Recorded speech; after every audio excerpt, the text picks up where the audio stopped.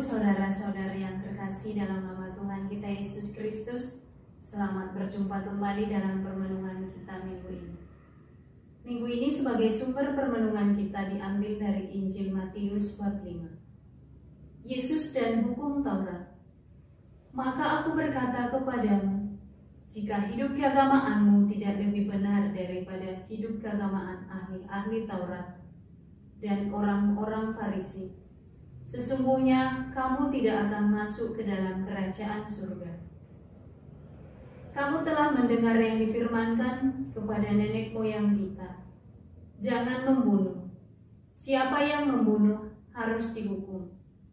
Tetapi aku berkata kepadamu, setiap orang yang marah terhadap saudaranya harus dihukum.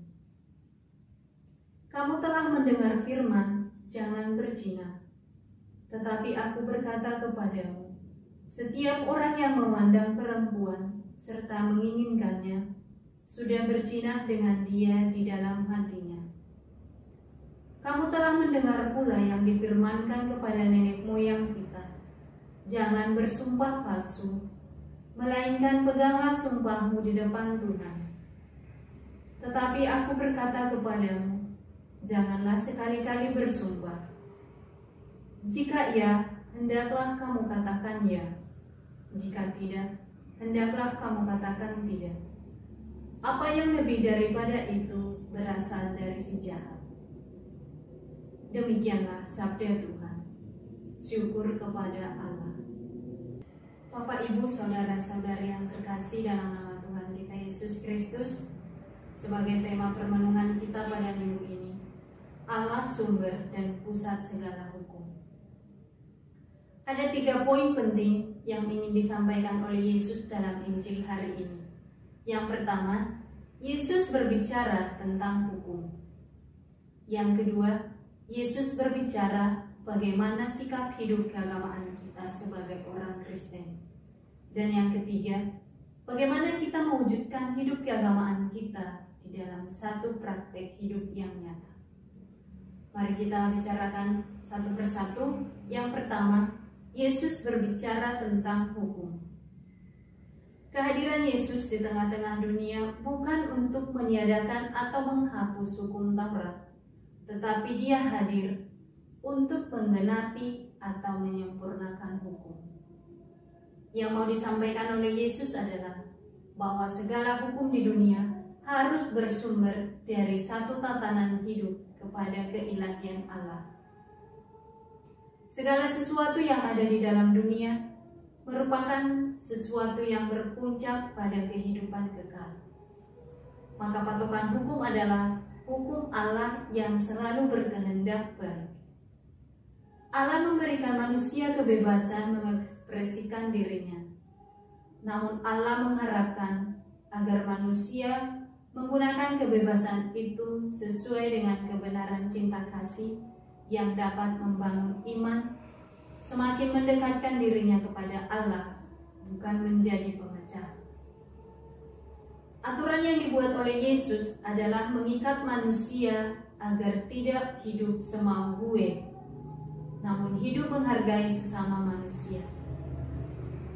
Segala sesuatu yang dilakukan dapat membuat manusia hidup sejahtera. Maka marilah kita melaksanakan hukum Taurat, bukan hanya sekedar pelaksana, tetapi menjalankan hukum dan aturan dengan penuh makna yang sesuai dengan kehendak Allah. Yang kedua, Yesus berbicara bagaimana sikap hidup keagamaan kita sebagai orang Kristen.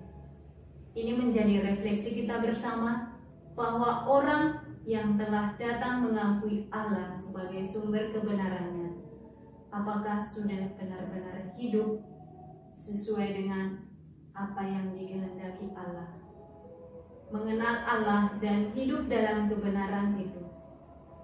Bagaimana hidup yang harus dia lalui, bagaimana mengetahui aturan itu dan menjalankan hidupnya sesuai dengan aturan yang tidak melanggar cinta kasih. Dari cara kita mempraktikkan hidup keagamaan kita, maka kita sampai pada poin yang ketiga, yaitu bagaimana kita mewujudkan hidup keagamaan kita dalam satu praktek hidup yang nyata.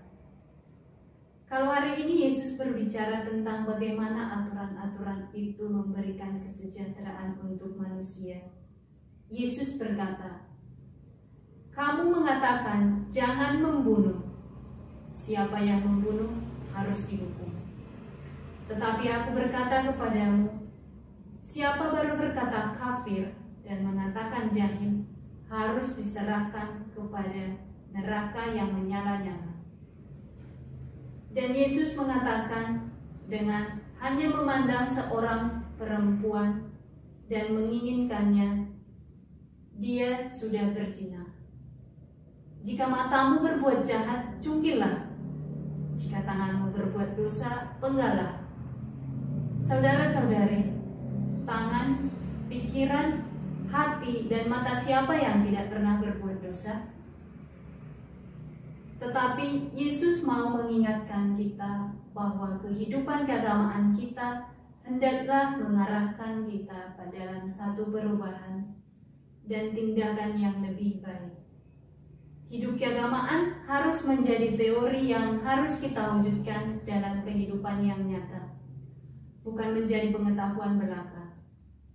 Tentu susah. Yesus mengingatkan kita agar kita mengarahkan diri pada aturan dan tatanan yang ilahi, mencari kehendaknya, dan menggunakan kebebasan dengan penuh cinta kasih.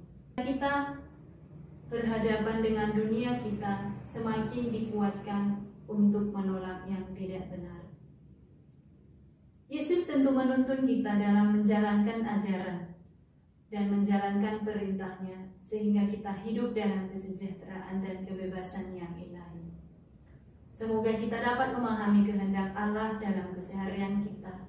Kita mampu merefleksikan pengalaman kita tentang kegagalan, sehingga kita dapat melakukan aturan itu dengan penuh kebahagiaan.